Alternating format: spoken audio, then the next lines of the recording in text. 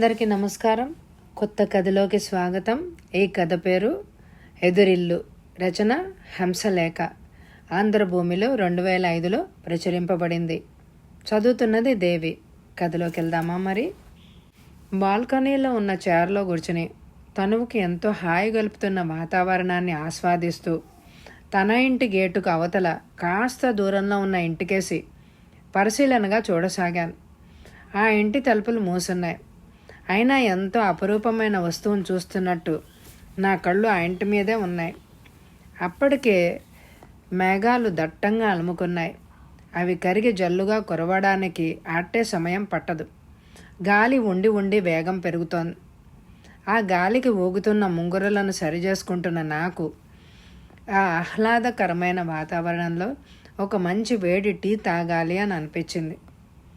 నేను అలా అనుకున్న కాసేపటికే నా మనసు గ్రహించిందా అన్నట్టు రత్తాలు టీ కప్పుతో వచ్చింది నా దగ్గరికి. అందుకు నేను ఆశ్చర్యపోతూనే తనని మెచ్చుకోలుగా చూశాను. నాకు ఎప్పుడు ఏం కావాలో అది ఖచ్చితంగా గుర్తించడం రత్తాలకున్న ప్రత్యేకత. ఎంతమంది పని మనుషులలో ఉంటుంది ఈ గుణం. టీ కప్ అందుకున్నాను. టీ సిప్ చేస్తూనే ఎదురింటికేసి చూడసాగాను. అమ్మగారు రాత్రికి వంట ఏం చేయమంటారు అని అడిగింది రత్తాలు.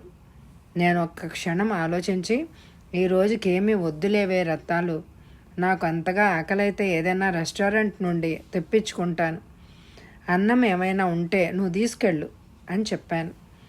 నా మాటతో రత్తాలు మొహం ఆనందంతో విప్పారింది. అట్టగేనమ్మా అంటూ ఆనందంగా అక్కడి నుంచి వెళ్ళిపోయింది తను. నేను అన్నం తీసుకు వెళ్ళమన్నందుకే రత్తాలు మొహంలో ఆ ఆనందం అన్న సంగతి నాకు కూడా తెలుసు. కాకపోతే నాకు అనవసరం అనిపించింది. రత్తాలకి మహాభాగ్యంలా అనిపించింది. అదే ఇక్కడ విచిత్రం. రత్తాలు ఒంటరి ఆడది. ఒక విధంగా చూస్తే ప్రపంచంలో నేను ఒంటరినే. అయినా ఒక్కొక్కప్పుడు రత్తాల మీద నాకు జాలి అనిపిస్తుంది. అందుకు కారణం నా దగ్గర ఉన్న డబ్బు, ఇద్దరి మధ్య ఉన్న ఆర్థిక వ్యత్యాసం కావచ్చు. ఏది ఏమైనా ఇద్దరము ఒకే గూటి పక్షులం. కాకపోతే తను పెళ్ళై ఒంటరిదైంది. నేను కాకుండానే ఒంటరిదాన్ని అయ్యాను. రత్తాలు అప్పుడప్పుడు మీకేంటమ్మగారు రాణి లాంటి బ్రతుకు అని అంటూ ఉంటుంది. అది అలా అన్నప్పుడల్లా నేను లోపలే నవ్వుకునేదాన్ని. నిజంగా నేను రాణినా? నాకు నేనుగా ప్రశ్నించుకుంటూ ఉండేదాన్ని. నాది ఎలాంటి బ్రతుకో నాకు తెలుసు, ఈ లోకానికి తెలుసు. తెలియని వాళ్ళు కొంతమంది ఉన్నా అది వేరే సంగతి. కానీ నా గురించి తెలిసిన వాళ్ళు కూడా తెలియని వాళ్ళలాగా నటిస్తూ నన్ను గౌరవించడం, నేను చేసే వృత్తి వల్ల నాకు చాలా మందితో పరిచయాలు ఏర్పడ్డాయి. వారిలో కొంతమంది రాష్ట్ర మంత్రి వర్యులు కూడా ఉన్నారు. సన్నగా వాన తుంపర మొదలైంది. విసురుగా వేస్తున్న గాలికి సన్నని జల్లు నా మొహం మీద తుంపరగా పడుతోంది. నా చేతిలోని కప్పు ఖాళీ అయింది. పక్కకు పెట్టాను. అప్పుడే ఎదురింటి ముందు స్కూటర్ వచ్చి ఆగింది. అంతసేపు అచేతనంగా అటువైపు చూస్తున్న నా కళ్ళల్లో ఆ స్కూటర్ వచ్చి ఆగడంతోనే చైతన్యం వచ్చింది. చైతన్యంతో పాటే లీలగా కదలాడిన ఒక సన్నని వెలుగు నా కళ్ళల్లో. స్కూటర్ వచ్చి ఆగడంతోనే ఆ ఇంటి తలుపులు తెరుచుకున్నాయి. ఆ ఇంటి ఇల్లాలు వీణెల గొడుగు పట్టుకుని స్కూటర్ దిగిన తన భర్త నిశాంతి దగ్గరికి పరిగెత్తుకొచ్చినట్టే వచ్చింది. భార్యను చూడగానే అతని కళ్ళల్లో మెరిసిన మెరుపు అంత దూరం నుంచి కూడా నా కళ్ళను దాటిపోలేదు. ఆమె తన భర్త దగ్గరికి చేరగానే వాన జల్లుకు తడవకుండా తన వరకు గొడుగు అడ్డంగా పెట్టింది. జల్లులో కాస్త చిత్తడిగా తడిసిన అతను భార్యను చూసి నవ్వి ఆమె భుజం చుట్టూ చేతులు వేసి కుడి చేత్తో ఆమె చేతిలోని గొడుగు తీసుకుని ఆమెని పొదివి పట్టుకొని లోపలికి నడిచాడు. ఒకే గొడుగు కింద ఉన్న వాళ్ళిద్దరినీ అలా చూస్తుంటే ఏదో అపరూపమైన దృశ్యాన్ని చూస్తున్నట్టు అనుభూతి కలిగింది నాలో. ఆ అనుభూతితో పాటు సన్నగా గుండెను కోస్తున్న అంతర్లీనమైన అసూయ. ఎందుకు నాలో ఈ అసూయ?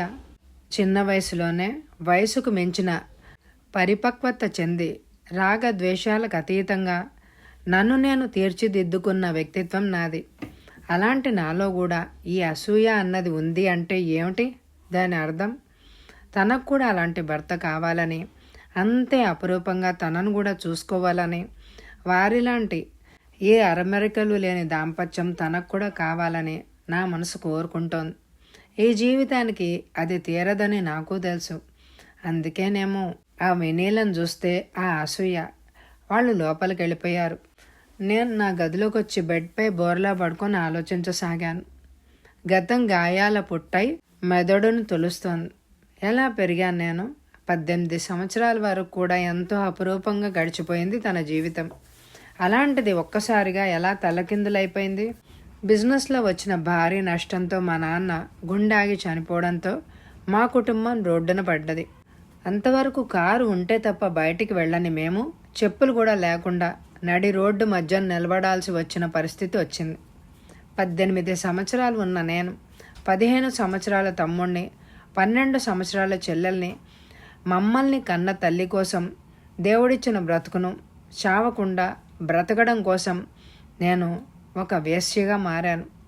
అది నాకు తప్పనిపించలేదు ఆ సమయాన. ఎందుకంటే ఆకలి. ఈ ప్రపంచంలో అన్నిటికంటే భయంకరమైంది ఆకలి. ఆకలితో ఉన్నవాడు ఏం చేసినా వాడికి తప్పనిపించదు. కానీ ఆ ఆకలి తీరిన వాడికి మాత్రం అది తప్పనిపిస్తుంది. నా విషయంలోనూ జరిగింది అదే. ఇంటర్ పూర్తి చేసిన నాకు 4 మనుషుల ఆకలి తీర్చగలిగే ఉద్యోగం దొరకలేదు. నాకు దొరికిన చిన్న ఉద్యోగంతో కేవలం నా ఒక్కదాన్ని ఆకలి మాత్రమే తీరుతోంది. మరి నా వాళ్ళ సంగతి? వాళ్ళేమైపోవాలి? ఈ ఆలోచనే ఆనాడు నన్ను ఒక ప్రాస్టిట్యూట్గా మార్చేసింది. నేను అలా మారితే గానీ నా వాళ్ళ ఆకలి తీరలేదు. వాళ్ళు ఒక స్థాయికి రాలేదు. ఈ 10 సంవత్సరాల్లో ఎంతో డబ్బు సంపాదించాను. తండ్రిని బ్యాంక్ మేనేజర్గా చేశాను. చెల్లెలకి ఫారిన్ వెళ్ళి వచ్చిన వ్యక్తితో వివాహం జరిపించాను. అమ్మను కాలు కింద పెట్టకుండా చూసుకున్నాను. కానీ నాకు నేను ఏమీ చేసుకోకుండా ఇలాగే ఉండిపోయాను. అయినా నాకు చివరికి మిగిలిందేమిటి? నిజం తెలిసి అమ్మ, చెల్లి, తమ్ముడు నన్ను చీత్కరించుకొని వెళ్ళిపోయారు. కానీ నేను ఎవ్వరి కోసం ఇలా మారిపోయానో ఆ నిజాన్నే వాళ్ళు విస్మరించారు. ఆనాడు నేను నా స్వార్థమే కనుక చూసుకొని ఉన్నట్టయితే నేను ఎంతగా పతనమయ్యేదాన్ని కాదు కదా.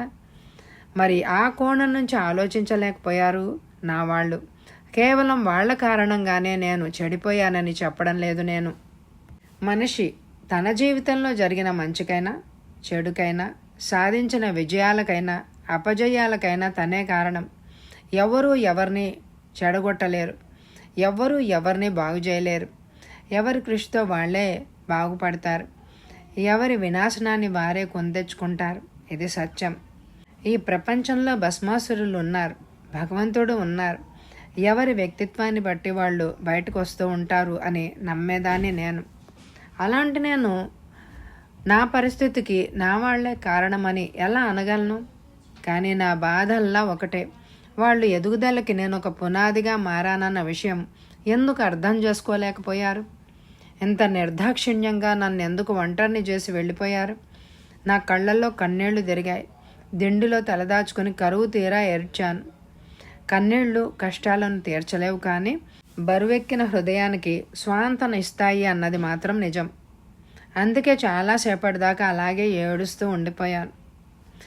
ఆ చుట్టూ అలుముకున్న ఒంటరితనాన్ని ప్రతిరోజు వారిని గమనించడంతో మర్చిపోయేదాన్ని. అప్పుడప్పుడు ఆమె నన్ను చూసి నవ్వుతూ ఉండేది. నేను బదులుగా నవ్వేదాన్ని. ఆమె భర్త నిశాంత్ మాత్రం నన్ను చూసి ఎలాంటి భావం లేకుండా వెంటనే దృష్టి మరల్చుకునేవాడు.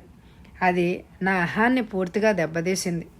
ఇంతవరకు నన్ను చూసిన వాళ్ళెవరూ వెంటనే దృష్టి మరల్చుకోలేరు. ఒకవేళ అతి కష్టంగా మరల్చుకున్నా మళ్ళీ వెంటనే తిరిగి తిరిగి చూసేవాళ్ళు. అంతటి సౌందర్యం నాది. మరి అలాంటి నన్ను చూసి ఏ స్పందన లేకుండా అతను వెంటనే చూపు తిప్పుకోవడం నా మనసుకు చివుక్కుమనేలా చేసింది. ఈ బాధతో పాటు నాలోని అహం నాగుబాములాగా బుసగొట్టింది. ఎలాగైనా అతన్ని ఆకర్షించాలి అనుకున్నాను. అందుకే కావాలని వారితో చొరవ చేసి పరిచయం పెంచుకున్నాను. కొంతకాలానికే నేను వారి ఇంట్లో ఏ సమయమైనా వెళ్ళగలిగేంత చనువు ఏర్పడింది. వాళ్ళ ఇంటికి నేను ఎక్కువగా నిశాంత్ ఉన్న సమయంలోనే వెళ్ళేదాన్ని. అది కూడా అద్భుతంగా అలంకరించుకునే. ఆ అలంకరణతో నా అందాన్ని మరింత ద్విగుణీకృతం చేసుకొని మరీ వెళ్ళేదాన్ని. అలా వెళ్ళిన ప్రతిసారి వినీల కొంతసేపటి దాకా నన్ను రెప్ప వేయకుండా చూసేది. అబ్బా ఎంత అందంగా ఉన్నారు అనేది. నా వంకే చూస్తూ వినీల. అలా అనడం నాకు గర్వంగానే అనిపించినా నేను ఆశించింది అది కాదు.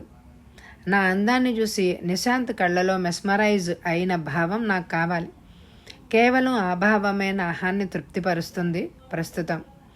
కానీ ఆ కోరిక తీరడం అంత సులువైన విషయం కాదని ఆ తర్వాత తెలిసింది. కానీ ఆ నిజం నాకు తెలిసే నాటికి నేను నిశాంత్తో విపరీతమైన ఆకర్షణలో పడిపోయాను. అతన్ని ఆకర్షించాలని ప్రయత్నించి నేనే అతన్ని ఆకర్షణలో పూర్తిగా మునిగిపోయాను.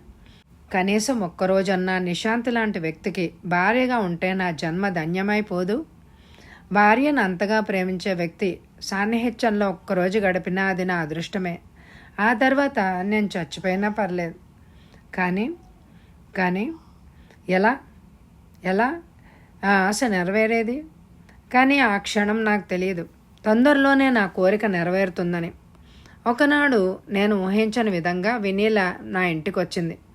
ఆమె రాక నాకు ఆశ్చర్యాన్ని కలిగించిన వెంటనే తేరుకుని ఆమెని ఆహ్వానించాను.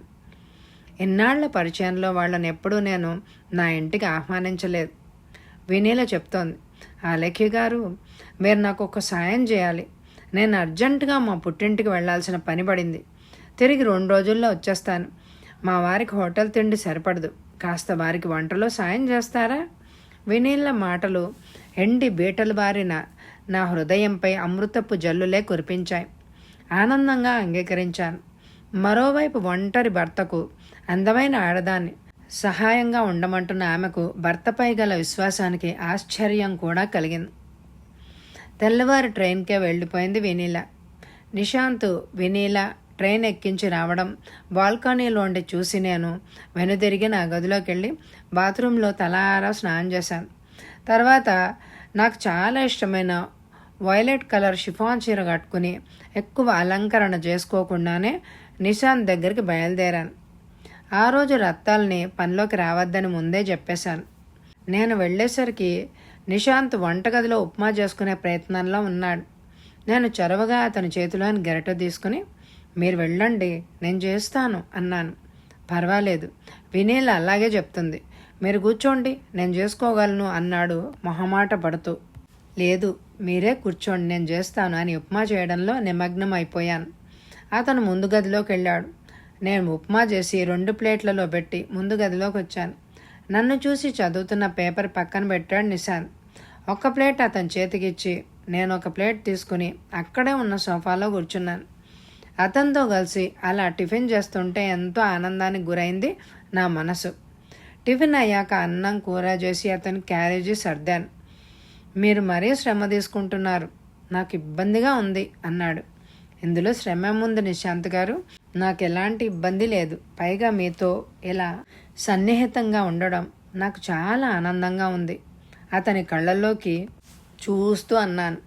నా మాటల్లో ఏ అర్థం స్ఫురించిందో కానీ అతను కూడా ఒక్క క్షణం నా కళ్ళల్లోకి అలాగే చూశాడు. కాసేపటి దాకా మా ఇద్దరి కళ్ళు అలాగే కలుసుకుని ఉన్నాయి. ఆ అలౌకిక భావన నుండి ముందుగా తేరుకున్నది నేనే. మీకు ఆలస్యం అవుతున్నట్టుంది అన్నాను. నా మాటతో అతడు కూడా తేరుకుని చూపు మరల్చుకుని ఫైల్స్ క్యారేజీ చేతులకు తీసుకున్నాడు. మీరు వచ్చేదాకా నేను ఇక్కడే ఉండొచ్చా అని అడిగాను. అలాగే, అతను వెళ్ళిపోయాడు. అతను స్కూటర్ స్టార్ట్ చేసుకుని వెళ్ళేదాకా నేను వీధి గుమ్మం దగ్గరే నిలబడ్డాను. ఆ తర్వాత లోపలికొచ్చి గడియబెట్టాను. నేను ఆ ఇంట్లో ఒక్కదాన్నే ఉన్నా చిత్రంగా ఒంటరి దాన్ని అనే భావన నా మనసులోకి అస్సలు రాలేదు.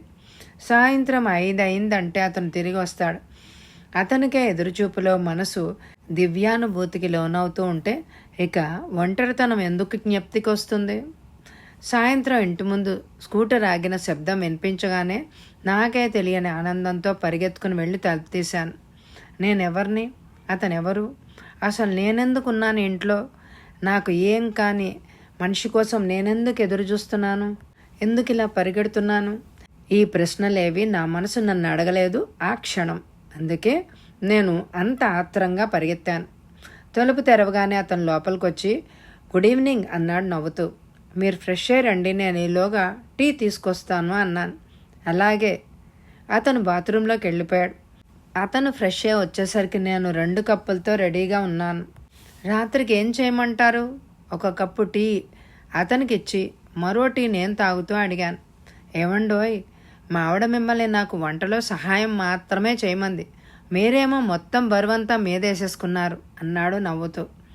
నేను ఆనందంగా చేసేదానికి మీరు బరువు అని పేరు పెట్టి నన్ను పరాయిదాన్ని చేయకండి ప్లీజ్ అన్నాను బాధగా.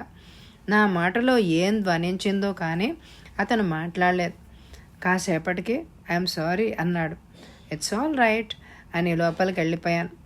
రాత్రికి గోంగూర పచ్చడి, గుత్తి వంకాయ కూర చేశాను. భోజన సమయానికి ముందు కాసేపు ఇద్దరము క్యారమ్స్ ఆడాం. ఆడుతున్నానన్న మాటే కానీ నా మనసంతా గజిబిజిగా ఉంది. ఇప్పుడు నేనేం చేయాలి? ఉండాలా, వెళ్ళిపోవాలా? మనసు ఉండమనే చెప్తోంది, సంస్కారం వెళ్ళిపోమంటోంది. దేని మాట వినాలి నేను ఇప్పుడు? Yes, game is over. హుషారుగా నా నిశాంత్ మాటలకు ఉలిక్కిపడి ఈ లోకంలోకి వచ్చాను. బోర్డు వైపు చూశాను. నిజంగానే గేమ్ అయిపోయింది. కంగ్రాట్స్ అంటూ చేయి చాపి షేక్ హ్యాండ్ ఇచ్చాను. నిశాంత్ కూడా ఎలాంటి సంకోచం లేకుండా నా చేతిలో చెయ్యి కలిపాడు. పదండి ఇక భోంచేద్దాం అన్నాను బోర్డు ముందు నుండి లేస్తూ. అతను నన్ను అనుసరించాడు. అరగంటలో ఇద్దరు భోజనం అయిపోయింది. నైట్ అతనికి పాలు తాగే అలవాటు ఉందన్న విషయం నాకు ఇంతకు ముందే తెలుసు. అందుకే భోజనం ముగియగానే అతనికి పాలు వేడి చేసి ఇచ్చాను. పాల గ్లాస్ అందుకుంటూ కృతజ్ఞతగా నా వైపు చూశాడు. ఇక నేను వెళ్తాను నిశాంత్ గారు అన్నాను. ఆ మాటతో అతను నా కళ్ళలోకి సూటిగా చూశాడు. నిజంగానే అంటున్నారా ఆ మాట అని అడిగాడు. ఆ ప్రశ్న నన్ను అయోమయానికి గురి చేసింది. మీ మనసులోని కోరిక ఇంకా తీరలేదు కదా అలేఖ్య గారు? చిద్విలాసంగా నవ్వుతూ అన్నాడు. చివాలన తలెత్తి చూశాను అతని వైపు. అతని చూపులోని భావం అర్థమైనా కానట్టుగా ఉంది నాకు. అదే అలేఖ్య గారు, మీరు నాతో ఒక్కరోజు గడపాలి అని అనుకున్న కోరిక గురించి నేను మాట్లాడేది. నిశాంత్ నోటి నుంచి వచ్చిన మాటలు విని అదిరిపడ్డాను నేను. క్షణకాలం నేను విన్నదేమిటో నాకు అర్థం కాలేదు. అర్థం కాగానే నా మొహం మ్లానమైంది.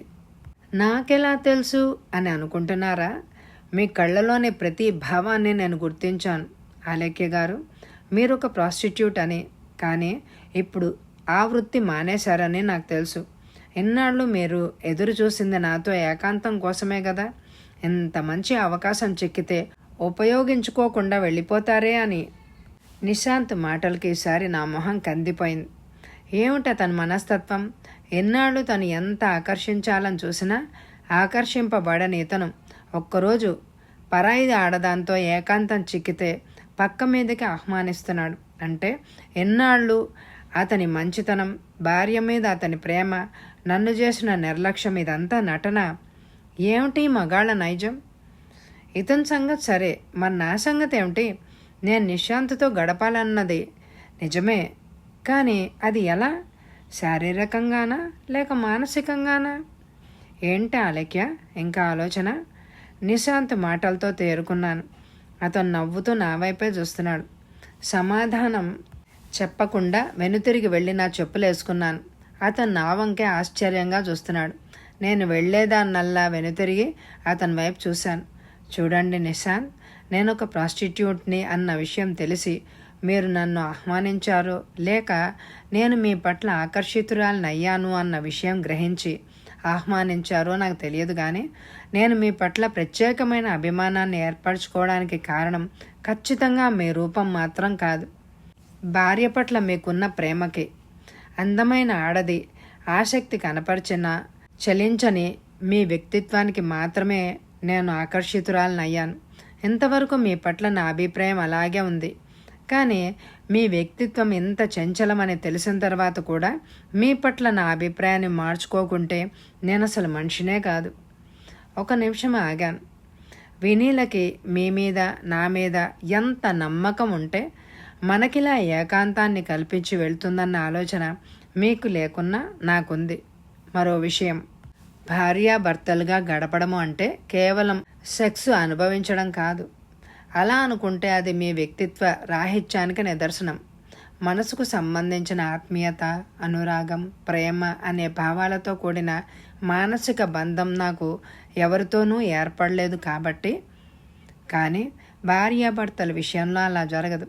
భర్తకి ఏమైనా జరిగితే ఆ గాయం మానేదాకా ఆ భార్య మనసు వెలవెల్లాడిపోతూ ఉంటుంది. అతనికి సపర్యలు చేస్తుంది. ఆ గాయం తగ్గే వరకు తన శారీరక వాంఛను కూడా మర్చిపోతుంది. ఒకరి భావనను మరొకరు పంచుకునే మానసిక బంధం భార్యాభర్తల మధ్య ఉంటుంది. అది లేకుండా జరిగే సెక్స్ కేవలం శారీరక క్రీడ అవుతుందే కానీ అందమైన దాంపత్యం అని అనిపించుకోదు. నిశాంత్ దిగ్భ్రాంతికి లోనే అలాగే చూస్తున్నాడు. మీరు ఇంత అద్భుతంగా జీవితంలో నటించగలరని తెలియనప్పుడు మీతో భార్యగా ఒక్కరోజు గడిపినా చాలు అని అనుకున్నాను. ఈ రోజంతా అలాగే గడిపాను. ఉదయం నుంచి మీకు వంట చేసి పెట్టి, మీకు లంచ్ ఇచ్చి, ఆఫీస్ ఫైల్స్ సర్ది, మిమ్మల్ని ఆఫీస్కి సాగనంపి, సాయంకాలం మీరు తిరిగి వచ్చేదాకా ఎదురు చూస్తూ, మీరు రాగానే కళ్ళల్లో వెన్నెల దీపాలు వెలిగించుకొని మీకు స్వాగతం పలికి, మీతో టీ సేవించి, భోజనం చేసి, ఆటలాడి, ఒక భార్య భర్తతో పొందే ప్రతి మానసికమైన ఆనందాన్ని నేను పొందాను. ఈ అనుభవాల్ని అనుభూతులుగా మిగుల్చుకోవాలి అని అనుకున్నాను కొన్ని నిమిషాల ముందు దాకా. కానీ మనసంతా మురికి నింపుకొని మీ హిపోక్రటిక్ మెంటాలిటీ చూశాక నేను ఈ రోజంతా ఇలా మీతో గడిపినందుకు చాలా బాధపడుతున్నాను. అతనిలో ఇంకా చలనం లేదు. చివరగా ఒక్క విషయం, ఇక ముందైనా వెన్నీళ్ళ పట్ల మీరు ప్రదర్శిస్తున్న ప్రేమలో నటన లేకుండా చూసుకోండి. లేకుంటే ఏదో ఒకనాడు నిజం తెలిసినప్పుడు వెన్నీళ్ళలో రగిలిన కోపాగ్నిలో మీరొక శలభంగా కాలిపోతారన్నది మాత్రం నిజం. చెప్పాల్సింది చెప్పాక ఇంకక్కడ ఒక్క క్షణం కూడా ఉండవాలి అని అనిపించక వెనుదిరిగి వచ్చేశాను. తిరిగి వచ్చానే కానీ నాలో ఎన్నో సందేహాలు. ఒకవేళ నిశాంత్ నిజస్వరూపం తెలిస్తే వెన్నెల ప్రవర్తన ఏ విధంగా ఉంటుంది? అతన్ని క్షమిస్తుందా లేక తన వ్యక్తిత్వాన్ని నిలుపుకుంటుందా? నాలోని సందేహాన్ని సమాధానం కోసం కాలానికే వదిలేశాను. కానీ ఆ తర్వాత నేనెప్పుడూ బాల్కనీలోకి వెళ్ళి ఎదురింటికేసి చూడలేదు. కథ సమాప్తం. ఈ కథ మీకు నచ్చిందండి? అయితే తప్పకుండా లైక్ చేయండి. అలాగే ఎండ్ స్క్రీన్లో ఉన్న ఇదివరకు చదివిన ప్లేలిస్టులు, కథలు, నవలలు స్కిప్ చేయకుండా వినండి. Thank you very much my dear friends.